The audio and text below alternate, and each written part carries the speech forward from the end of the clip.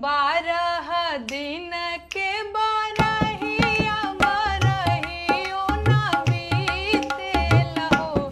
ललना खिड़की के राह पियवा झाके देखत मुहिया लागेला हो। ललना खिड़की के राह पियवा झाके देखत मुहिया लागेला हो।